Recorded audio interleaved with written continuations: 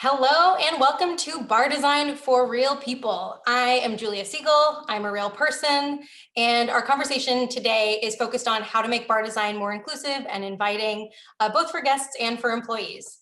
When I started working in hospitality design, it often didn't feel like we were prioritizing designing a space for the people who were actually going to be spending time there. Honestly, it often felt like we were designing a space for a really good photo shoot over functionality or comfort.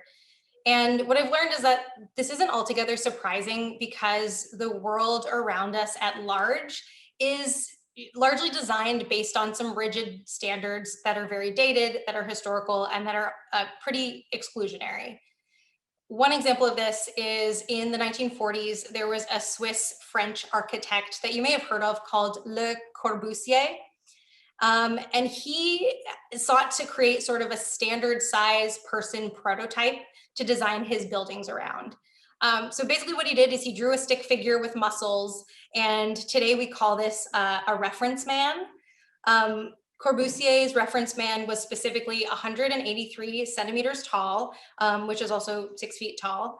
And you may ask why he chose that height. And it would make sense if he had chosen the average height of a French man in the 40s, but that is not what he did. Instead, Le Corbusier was obsessed with British crime novels, and he was very inspired by the fact that all the heroes in these novels were often described as being over 6 feet tall. And so he based his reference man and his proportions around this inspiration of British crime novels. And so if you're like me and you live in this world and your legs are always dangling, or you're always like pulling your neck trying to adjust the shower head, just know that it's because an old French man thought that Sherlock Holmes was cool.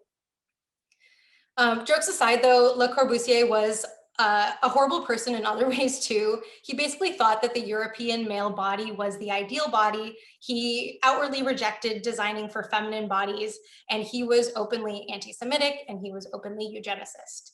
So given that a lot of today's architecture standards are still based on this sort of reference man idea, it's not extreme to say that the built world around us was literally not meant for many of us to live in comfortably.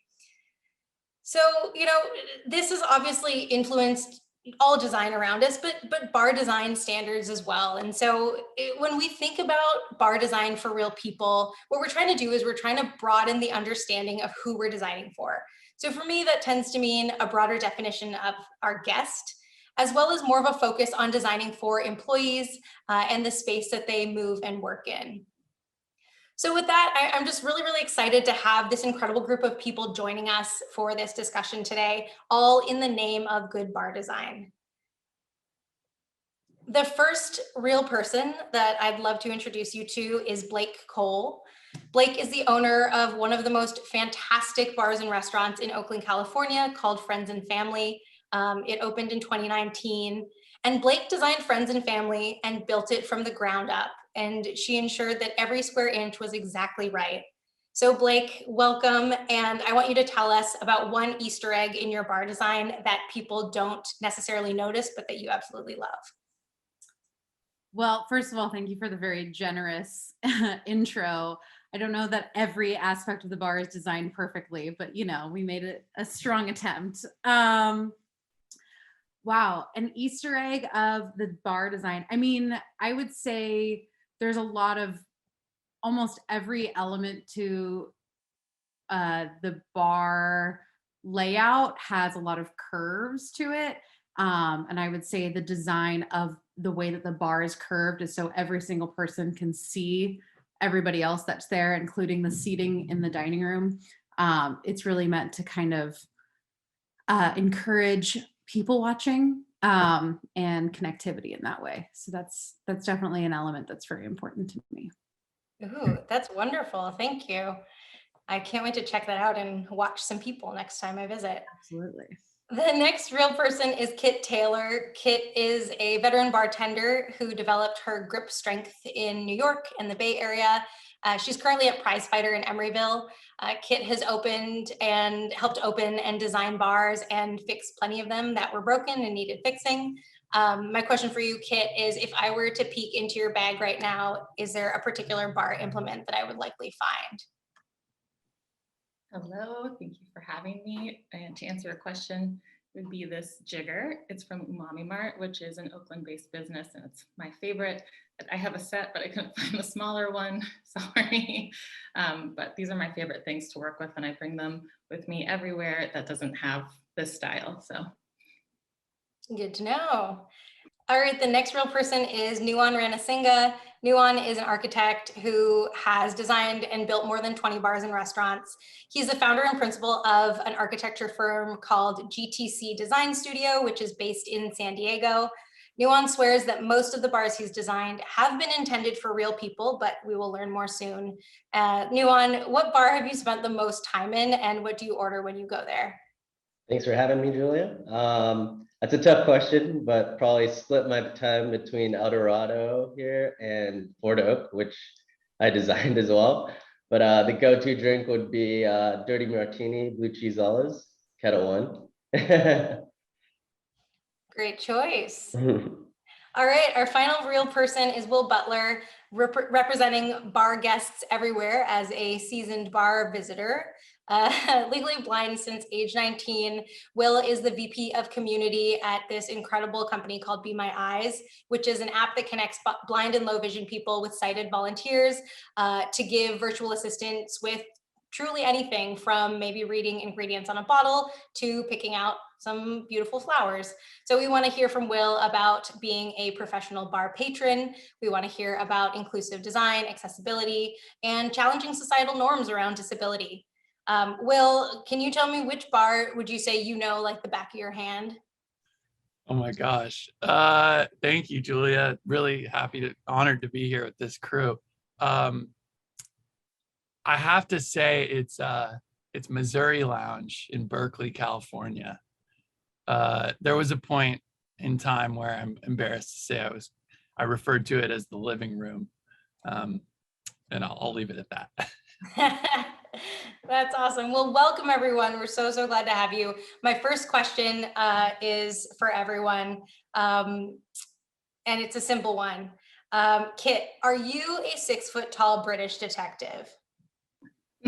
no, but I watch a lot of them on television. I don't know. So you have some insight. Will, are you a 6 foot tall British detective? I am a 6'7". No, not at all. Nuwan, how about you? Are you a 6 foot tall British detective? I'm not, but I was born in Britain. Oh, great. You're so close. 5'10" though. And how about you, Blake?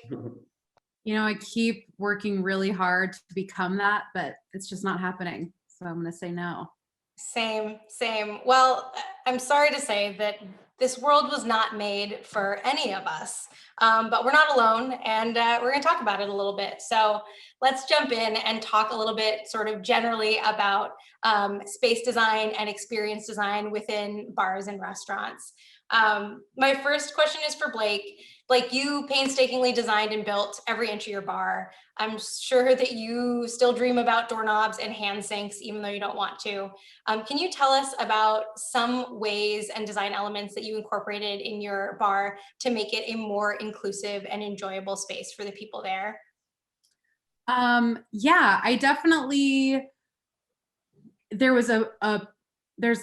when you're building a space from the ground up, and it's literally a blank box, it's a little bit intimidating. We actually had a lot of restrictions because of the square footage and the length of the space and regulations that we had to adhere to as far as like fire code and exits and things like that. And when those obstacles presented themselves, they really kind of became design opportunities, which is what created our long entry hallway and what created the way that our kitchen was set up. But there were definitely two key elements, which was what I touched on earlier about creating a physical space where people would feel very comfortable being in it, and it provoke kind of like a see and be seen element. And then as far as the bar and the setup of the bar, making sure that there was a lot of proper working space and like comfortability for bartenders to have a like really comfortable space to work behind that wasn't too tight. But you know, you do the best you can with the physical space you're given. Yeah, absolutely. And that makes me think, I know, talking about comfort and a space that you feel good in, Kit, you've mentioned before that a hallmark of a good bar to you is a place that someone feels great going there by themselves. So I'd love to hear from you, like, how can a bar encourage or discourage this feeling of comfort being there by yourself through design? I think having a variety of places to sit, you know, not just big tables like six tops or something, like a little corner pocket, or someplace that someone would feel comfortable sitting alone, but still have the opportunity to invite conversation should they choose to. At Price Fighter, we have like a little seat right in the corner that's next to the ADA bar. We call it the office, and that's kind of what it's like at our bar. And there's like one customer I always think of, and she always came on Sundays and read magazines and drank sparkling rosé. And I don't know, I think that is something that I look for if I'm going out by myself. So. Nuan, as an architect, when you walk into a bar, kind of from your lens, what's the first thing that you notice every time? Ooh, that's a good question. I guess how things are what their kind of intention with the space was. Coming from an architecture background, I always kind of understood that everything has intention or should, which kind of ultimately creates like these consistent values and motifs throughout the concepts. I guess that old adage in architecture of form follows function, in my opinion, still holds true to the interior design world. And bar design, as everything's kind of based off previous experiences and interactions, and how heights of things, bar depths, all those things are it's kind of the form is like expression of the function. And yeah, so those are the interesting things that we look out for and see how people approach those problems, and also the space that it's kind of held within, because there's also the complexity of the building department and codes and all those things that are layered on top of that. So it's fun to see how people get creative and balance those two aspects. Mm-hmm. Yeah, Blake was just talking about kind of looking at what might be a constraint and turning that into an opportunity. You're sort of talking about the same thing. And so I'd love to hear actually from Will. I've heard you talk a little bit about the difference between accommodative design and inclusive design. Can you talk a little bit about the difference there? Yeah, for sure. I think when you start talking about disability and inclusion and all this stuff, you start thinking about niche groups and small, sort of like special interest groups. But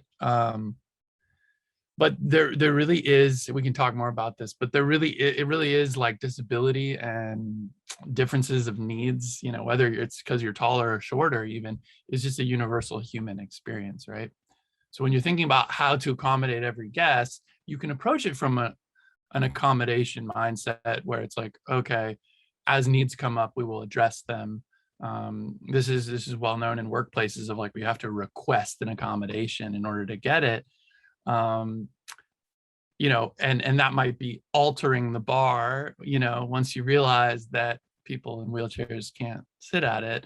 But an inclusive design mindset is one where you think proactively about the whole spectrum of people with different needs, and you start proactively designing for the edge cases. Because when you do that, that's when things start to become really beautiful and really functional in ways you never expected. And that shorter section of the bar that you designed with someone in a wheelchair in mind is going to get used in another way. It's going to become the office for some other patron who comes in on their own. It's going to become there's all these different kind of happy benefits of it. Basically just means taking a proactive approach to designing for edge cases, as opposed to shuttering and waiting for them to come around. Totally. And it sounds kind of like it's also about like who takes responsibility, right? Like it sounds like accommodative design puts the onus on the individual who needs something to be more comfortable, and inclusive design kind of puts the onus on the person creating the space to be like, how can anyone walk in and be comfortable as much as possible? Yeah, I wish I had thought, I can't remember who to credit for it, but there's a concept called the burden of accommodation, right? And so often as people with disabilities, the burden of accommodation is on us.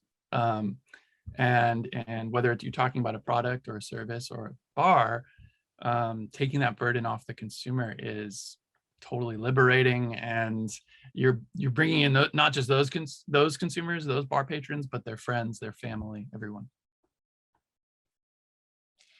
Nuwan, I'm curious, since you've designed and built so many bars, is it more expensive to design a more inclusive bar? I know that's a broad question, and I guess the flip side of that question is, what are some design solutions that actually don't cost too much, or that you can do even if you're not like building from the ground up, that are pretty impactful? Well, I mean, I think the inclusive design is kind of necessary at this point too.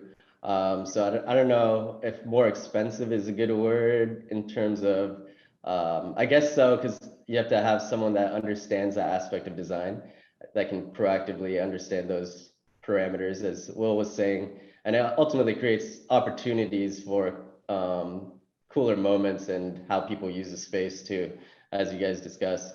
But being more expensive, I'm not sure. I think it's just kind of a necessary aspect. Is there anything that you've been sort of advocating to like add to a bar or do in a bar that is one of these sort of solutions but isn't terribly expensive? That's something, a bar owner could do tomorrow if they wanted to. What kind of examples? I don't know. I guess that's a question for anyone. I know, Kit, you and I have talked about like specifically from the bartender perspective, like what are some hacks that you can do behind the bar to improve the design without spending much money or money at all. So it's those types of things. I'd love to hear from anyone who has sort of their own idea or hack or solution in that way. I mean, working at Pricefighter, John and Dylan, the folks that own that bar, they're big on economy of touch. So, if you're doing something one way and it takes like a little bit of time, in that one instance for that one drink, for that one customer, it's like 10 seconds, but over the course of the night, it's a lot of time. So I think that the way they set up the bar and the way that we constantly kind of reevaluate the setup for the wells, from like what order the bottles are in, or like where the jiggers are, where the mixing glasses are, that's always a conversation, and it's all meant to maximize efficiency behind the bar, and also just like getting off of work and not feeling horrible because you were bending over all day at the wrong angle, or you had to make this special that had like muddled cucumbers or egg white in it, and the eggs were on the other side of the bar and the cucumbers were in the walk-in and the Canberra. Everything is kind of constantly evaluated to make that a fast and pleasant experience behind the bar there. Awesome. Yeah. Blake, do you have anything to add there? Like, is there anything that you think of in terms of inclusive bar design that's just, not costly, is free or cheap? Yeah, I mean, I think it's not necessarily like hacks, but it's just troubleshooting what the potential problems could be before you build it out. So a big thing for us was like the depth of the bar, and how, like when you're handing a cocktail across to somebody, or when somebody's trying to stand at the bar, like how deep that bar is for the bartender and the guests to like actually reach their drink or have enough space for their food to be there. Those kind of elements that are also easy to kind of not really think about, because you get caught up in the aesthetic of something, but kind of rein it in and think about those moments of, okay, how long is my arm, and can it reach across this bar right now? And is that going to tip all of the cocktails over when you hand it over to a guest? So that's the first thing that comes to my mind, was definitely the depth of the bar for us. Yeah, totally. That makes a lot of sense. All right, we're gonna play a game now, a simple game of over under. So basically I'll make a statement and you tell me if this bar design thing is overrated or underrated, according to you? And if you want to explain why, you can do that too. So the first one is overrated or underrated. Installing uncomfortable seats in an attempt to turn tables faster. Blake, you want to start? That's a thing? Yeah, a thing? That's horrific. I hate that so much. I'm offended. so overrated. Yes, I'm gonna go with overrated. All right, strong stance. Will, what do you think? Now they just tell you have a time limit when you go into places, because since COVID, they've been telling, so many restaurants are just saying like, could you please leave after 90 minutes? Which I respect that. That's a lot more honest than installing an uncomfortable seat. Totally. Nuan, have you heard of that? Is it just me? I have heard of it, but I haven't designed that way. At the bar, I feel like they normally do that in the restaurant because they want to turn those tables faster, but the bar, they kind of want you to sit there as long as possible, and order more drinks since the profits are much higher there. Typically. Fair enough. All right, my next over under, Kit, are dark bars overrated or underrated? I don't know, that's tough. I'm probably known for keeping my bar like a little too dark, but I think I see really well in the dark. I feel like, I don't know, the dark is a little bit cozier for people to feel, I don't know, more open, but like also it needs to be functionally dark. Like there needs to be enough light to read a menu or see an exit, to see the bathroom. I don't know, but we have, I've worked different places and there's like, I think it works really well if there's like dimmers, you know, there's lights that you can control in different situations. I know that's like a little bit a big ask, but I think that works really well that way. Yeah, so I guess underrated. I don't know. Rated. It can just be rated. Yeah. I recommend it to an extent with that full explanation. Yeah, I mean, I guess it's kind of like a trick one because there are ways for the bar to like feel dark overall in terms of like mood and ambiance, but like the functional things that you need to see, like read your menu or like the bartender like doing work behind the bar can actually be really brightly lit. So I guess it's kind of a bit of a trick question. Apologies there. All right, next one is for Blake. Overrated, underrated, loud music in bars. Ooh. I mean, again, that's such a difficult, loud music in bars. Is it a dance party happening? Then the music should be loud. It shouldn't be awkwardly quiet, you know? But are we having more of like a moody Sunday night where people are flirting with each other and can't hear each other? Then the music should be turned. I mean, the music, I think what's underrated is being able to easily adjust the volume of your music throughout the night. That is the key for me, at least. Do you have at Friends and Family, do you have what sometimes we call like music zones where you can like the front music can be louder, this music in this pocket can be quieter? Like, is that something that you guys were able to build in? Well, to be honest with you, when it came to the speaker system at Friends and Family, I fully did not have any more money and had not fully fundraised yet and was like, all right, I guess this is what I can afford. So our speaker system needs massive improvement.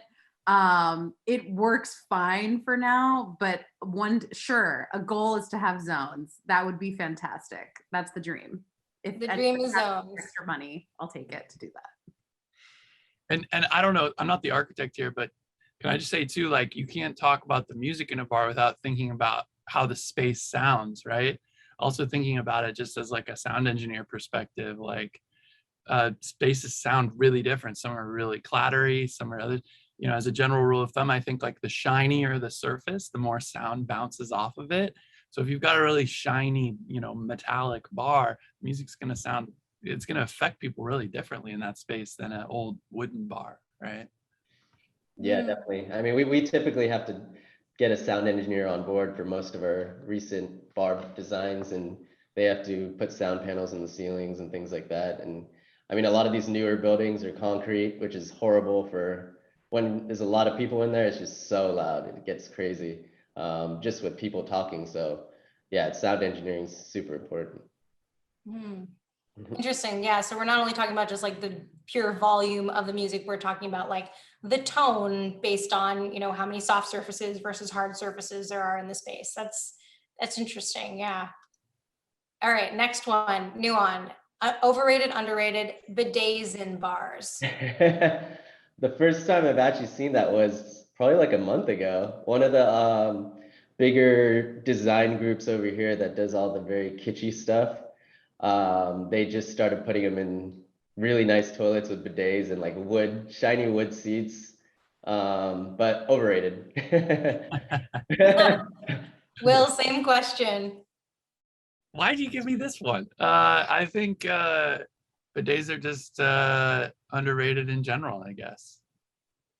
I don't know. I don't know anything about bidets, but but I also wanted to say just to backtrack a little bit, that I think like as someone with low vision who like benefits from better lighting, I think you would expect me to say lighting is dark bars are overrated, but I actually like the level. It equalizes the levels of playing field a little bit when other people can't see as well either. Right, because like plenty of people have trouble seeing, right? Yeah. And when you take the opportunity to light up important things like, you know, restrooms or exits or what, you know, outdoor areas or what have you, it makes a bigger impact. That's a really good point. Yeah. My last Sorry, over I just was under. dodging the bidet question. I'm sorry, the bidet question was not targeted. My last question, overrated or underrated, velvet lounge seating. Kit, what do you think? I mean, really cozy, hard to clean, you know, depends what kind of bar it is. Like dance party bar, rager bar, probably don't want velvet because you'd be cleaning that a lot, but kind of cozy on in a certain setting. I'd go there. Maybe underrated at the right place. Awesome. Nuan, agree, disagree? Yeah, at the right place, it's definitely very elegant. But yeah, at a party bar, you definitely don't want it. That's one of our clients' biggest gripes is thinking about those surfaces for cleanability. But yeah, I typically like the velvet. Blake? I mean, I have velvet elements in my bar. They are limited, but they are there. So I will say, I mean, again, it's all about the place. If I'm going to a dive bar or a big dance club, I don't want to even touch the velvet that's there.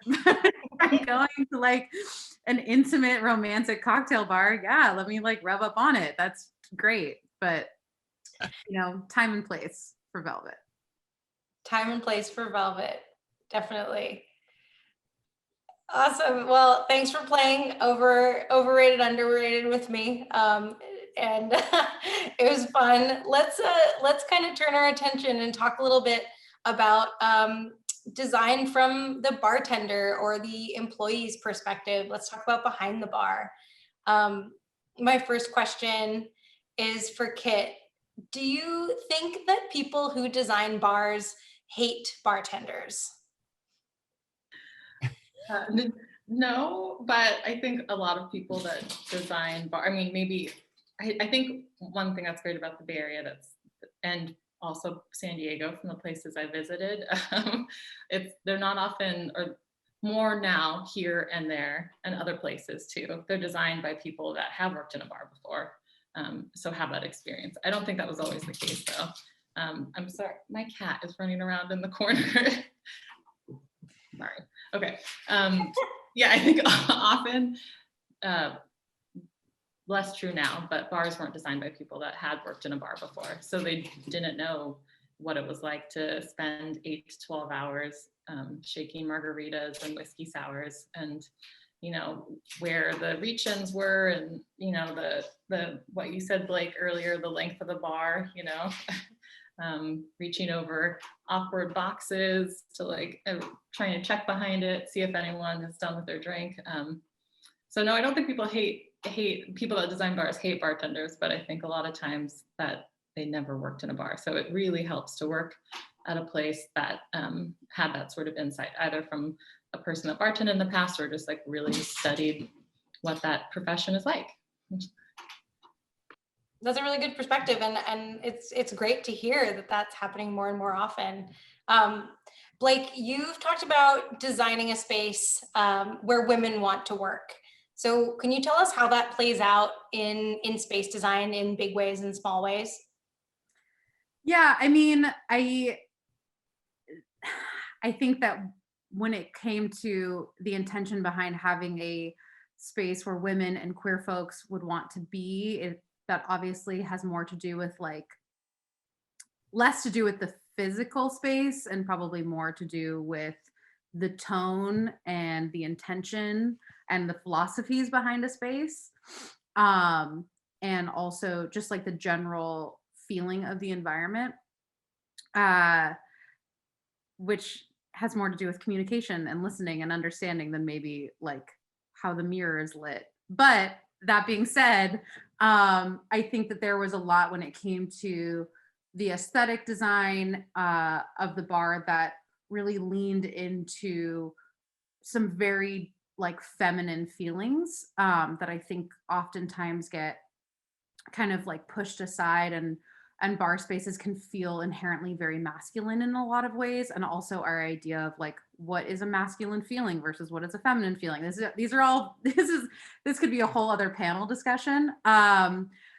So I find that question very difficult to answer because I genuinely don't know, as far as the like physical space, how that leans into making it a safe space for women and queer folks.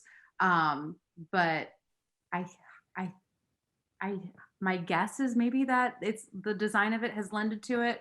I don't know, having tampons in the bathroom is probably a really big deal. I didn't think it was going to be a really big deal, but it seems to be a very big deal for people. I don't know why this isn't just standard in every, not just working environment, but every bar. Seems pretty up there. So maybe that's a big part of the design, is having a dish for tampons in the bathroom. It should definitely be standard. That seems that seems very obvious. And I'm just thinking back to like the ones in airports, which I'm sure are still there, where you have to like put the little quarters in, right, to pay for it. Yeah, that seems like that should be standard everywhere. We'll definitely take notes on that one. Cheaper than bidets too. Cheaper than bidets. Different effect, but yes. So Nuwan, tell us a little bit about the biggest mistake that you've made while designing a bar. Okay.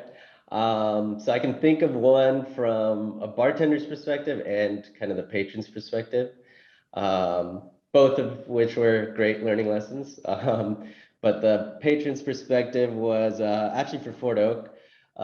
We ended up ordering counter height stools for a bar height, which we didn't realize, and they were like 20-week lead time. We got them in and we're like, oh shit. Oh, sorry. But they're 12 inches, 12 inches too short, 6 inches too short, sorry. And then, yeah, so we basically had to jerry rig 2x4s underneath it. But we made it look nice. We bought those stools and they had to keep them. It was a big purchase. So that was a big mistake on that side of the bar. And then on the other side of the bar was when designing the overhead storage. It looked really cool, but it wasn't reachable for most people. So understanding what height those need to be at, and realistically it gets too low to actually even have it a lot of the time, to functionally be able to use it from what we've seen. Yeah, so thank you for sharing those missteps. Would you like to apologize for them publicly? Yes, I would. I went to a bar recently in San Francisco, and behind the bar there was literally like 200 tiny wooden drawers that were purely aesthetic. Like they looked like they could be functional, but they were purely aesthetic. They were completely unusable. And so basically there was like 150 square feet of what could have been usable, like behind the bar storage, squandered for this like reclaimed wood disaster back there. Nuon, what would you like to say to that designer that made that decision? What are those drawers for? I guess that's a big question. They're truly for nothing. It was a huge missed opportunity. Yeah. Kit, what's the most evil design element that someone can put behind a bar? A hole in the floor.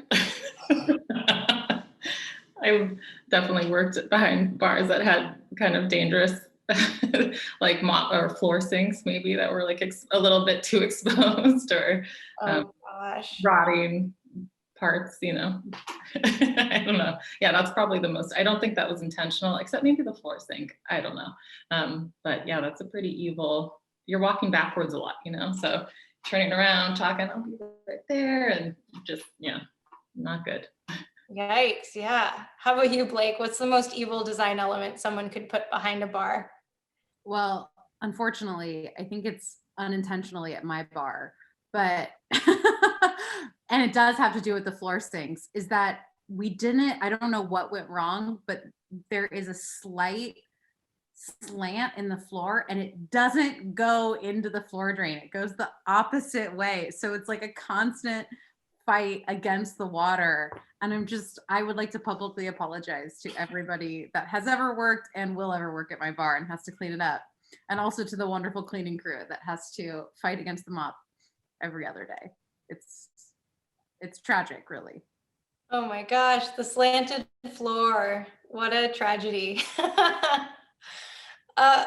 My next question is for you, Will. Why does it matter to you as a guest that your bartender has a good workspace for them to work in as they're, making you drinks and trying to make the night a positive night for everyone there?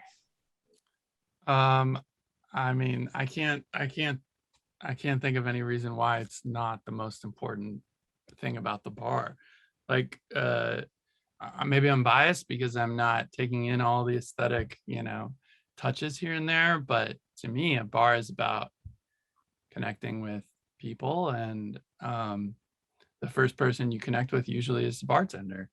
And truly, like, with Be My Eyes, we're in the human support business, right? So we have volunteers all around the world, helping people, people helping people when all the technology and all the design and all the well-intended products and services don't work. Humans are always the fallback for inclusion.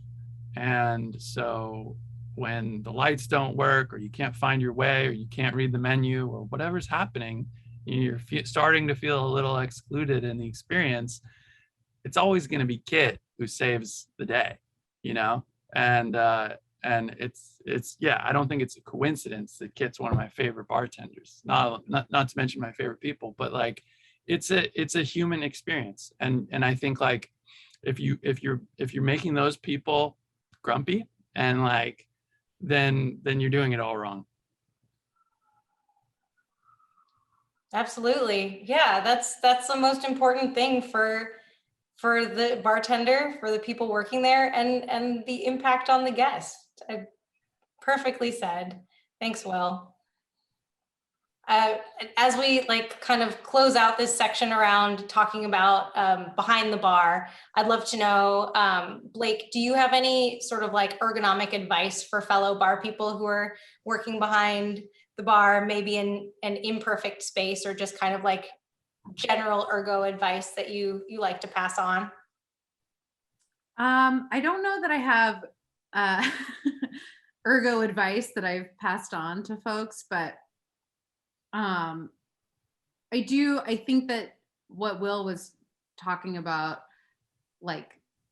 facilitating an environment that is physically comfortable, and that the bartender feels respected in, and that someone has thought about what their needs are going to be, and that their experience is just as important as the guest experience, is so impactful. And when we were designing the wells, definitely thinking about okay, the level at which the washer like the tin washer was going to be. Like, is that going to stretch someone's hand out? Is that going to like get somebody wet when they don't need to, you know, all of these little elements of how far are they going to have to reach for the ice? Where do you put the ice machine so when they bring it back to the bar to refill their well, like making the bartender's job as seamless and easy as possible. And again, that is difficult because obviously there's several different body types and heights and dimensions of people that would work behind a space. But you do the best you can to make it at least as thoughtful as possible. Mm-hmm. Yeah, absolutely. The comfort, the like ability to be in that space and like utilize it in a way that works best for you, like in terms of efficiency, in terms of comfort, in terms of like pleasure and enjoying being there. And I know that Kit was talking a little bit earlier about, I think you called it like the economy of time or economics of time. And I think about, you know, how so many people, you know, try to get more steps in a day, right? Like you try to like hit 10,000 steps or whatever it is. But truly, when you think about like efficiency of time and efficiency behind a bar, you're trying to move as little as possible. You're trying to like literally not take as few steps as you possibly can, which is like a little bit of a different way of thinking about things. But absolutely, it truly is the most important thing. And, you know, one of the reasons that I sort of got into not only bar design and restaurant design, but also thinking about it a little bit more critically is like how little time we used to spend and often spend on the space where the people who bring the place alive really have to work. And so really appreciate everyone's perspectives and sort of talking a little bit more about that. Does anyone have any kind of final comments on that topic around designing sort of behind the bar? I mean, I would just remind folks just from a disability lens that like you don't know what your employees are living through at that, whether it's temporary or situational or chronic. It doesn't just because they weren't born with a disability doesn't mean they're not dealing with something that's gonna give them an accessibility need. So don't make any assumptions about who's working at your bar. Mm-hmm. Mm-hmm.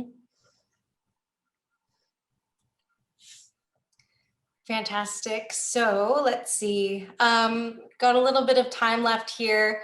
I have a few questions to turn our discussion to the smallest room with the biggest impact, the bathroom. No more questions about bidets, I promise. But one question that I have for you, Kit, is aside from, you know, like peeing, what's like another purpose or like a larger purpose of the bathroom at a bar in your perspective? I think, you know, I mean, depending on who you're out with or what you're doing, it's kind of like a nice place to just take a moment to yourself, reset, refresh. And so I always appreciate having a bathroom that blocks and it's like a pleasant place to be in. It, you know, there's not like a lot of pee on the ground. And that's gross to say, but that's often the case at a lot of, I mean, speaking of the Missouri Lounge, I don't want to speak. I worked there for a long time. I love that bar, but we weren't really known for very clean bathrooms that locked. It was sort of like the uncomfortable stool equivalent of bathrooms. I think it's like do your business and get out as fast as possible. So making the bathroom a desirable place to be for not too long, but you know, just to be able to take a pause if you are like on a bad date or you have like a weird interaction or you just like need to put on some lip gloss. I think making it conducive for all of those activities. Yeah, absolutely. Take a little break from the people that you're with. Like that's okay. Kit, if you could give a perfect bathroom award to any bar, which one would it be? I think I have to give it to Blake and friends and family. I love your bathroom. I accidentally used the staff bathroom the last time I was there. I am so sorry. I felt so bad. I realized on my second trip, and I apologize just out loud, but both were incredibly nice. I think the like the customer bathroom was like it felt like a sound bath. There was like this light, the tampons. I just felt amazing in there. Thank you. that's the best bathroom. Wow. Congratulations, Blake. We all have to come use your bathroom. Get a drink too, but you can use the bathroom. Yeah. Of course, of course. When I think of the bathroom too, like I think of all these small sort of like inclusive things that you can do in there. You talked about putting tampons in for free. Who knew that was a thing? But also like making sure that the mirror is a good height for everyone, making sure the hook is there, but it's also a good height for everyone, making sure that the like faucet and the bowl of the sink like each other and don't just like splash absolutely everyone. These are some of the things that I think about. Nuan, is there anything else that you think about when you're like, this is what you have to add to make a bathroom just a little bit more inclusive? Yeah, I mean, I think the sound that they put in the bathrooms now is kind of huge too when you kind of enter, and it's kind of a completely different experience than the rest of the bar. I think that makes a big impact. It's pretty cool. But it's fun to see how creative people get with kind of going all out on designs because it's a small space. So typically you'll see that people have a lot of fun in there too. Yeah, that's a really good point. Bill, can I ask you another bathroom question? Yes, your permission. Have I maxed out? I guess, same question for you, Will. Like what are some things that, are really nice about going to, being in a bathroom at the bar if it's done well, and what are some of those little things and touches that folks can add? Yeah, I mean, there's lots of things you can do from an ADA perspective, right? Like, sort of boring to talk about compliance, but it is important. Door handles that are more levers as opposed to twists. Sinks that a wheelchair can get up to or under. Speaking as someone who's 6'7", don't have things that people can hit their head on. I can't count the number of times I've like hit my head in a bathroom. Gosh, I mean, for people with issues with glare, exposed bulbs typically are not the best. Light that casts onto walls or indirect lighting is better. I could go on and on, but yeah, it's super important. And for people also, whether they have a disability that's maybe more in the intellectual or emotional or developmental category, like they're often using bathrooms as places to escape, like Kit was sort of implying, to take a moment, quell the anxiety. Folks who are older adults, who maybe have, hearing issues, maybe someone's tinnitus is acting up, they're going to use the bathroom as a place to recalibrate. This is not, or, designing for inclusion is not about designing for a small group of people. It's kind of designing for everybody.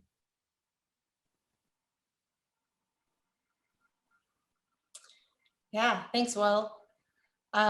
We've got a couple, just like 1.5 little activities left. So before we get to those games, I just wanted to ask if anyone had any kind of final thoughts around, I guess, bar design for real people, what it means to design a bar for a real person, and what the future looks like there. Does anyone have any sort of final thoughts there?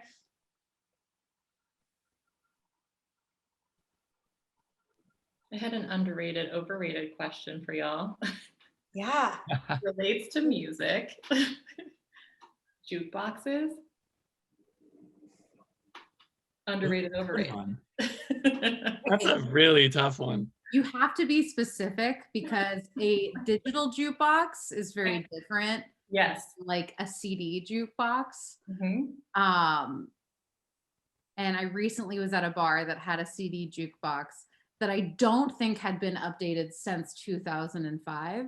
And it was like stuck in 2005. And it was one of the most incredible nights of my life because I was having a full early aughts fantasy for the whole night. It was great. It was amazing. I was thinking that would end on a positive note, but it did.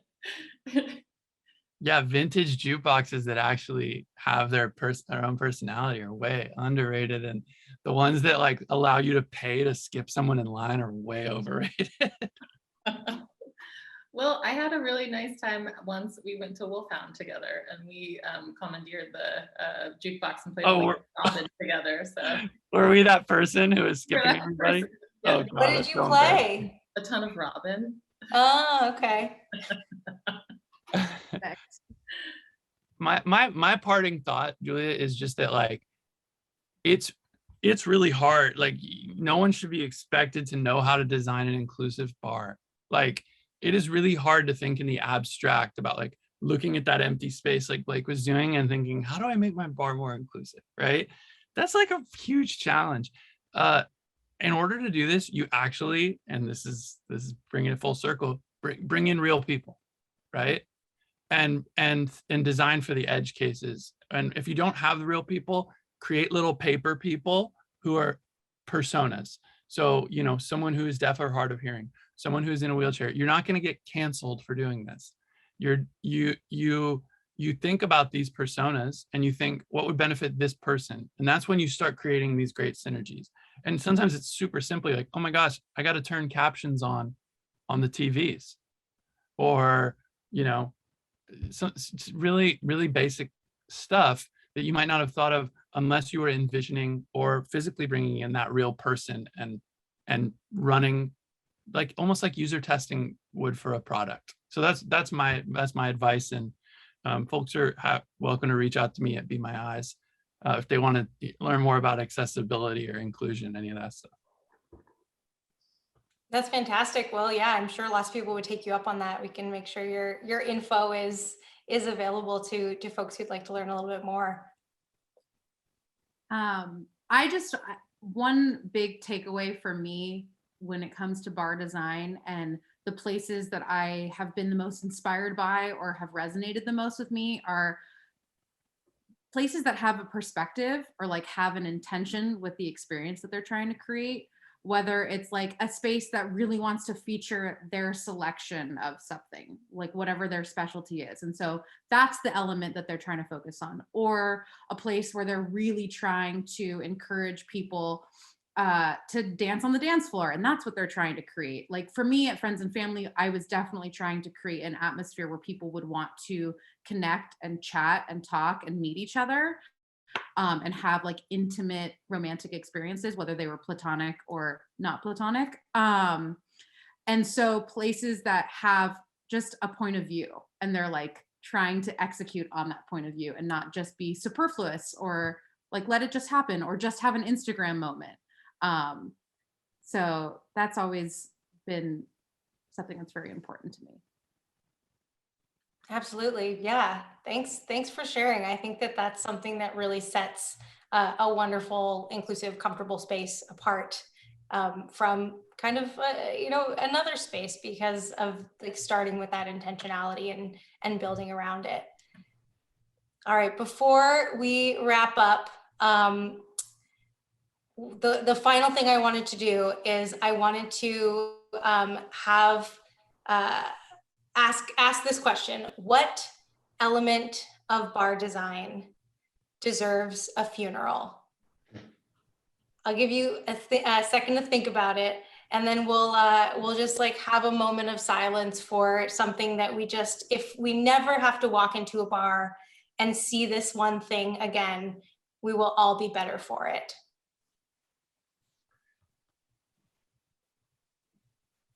Does anyone have anything that they would love to have a funeral for in terms of bar design? The digital jukebox. Now Digital we know how you Oh, metal bar stools. Oh yeah. The sound of metal bar stools, especially on a metal or concrete floor, please. Or if you're the person who accidentally knocks over bar stools from time to time, knocking over metal bar stools is traumatizing. It's so loud. Can we just get rid of those entirely, please? This is it. This is the funeral for metal bar stools. RIP metal bar stools. Everyone, let's take one moment of silence to remember and then quickly forget metal bar stools.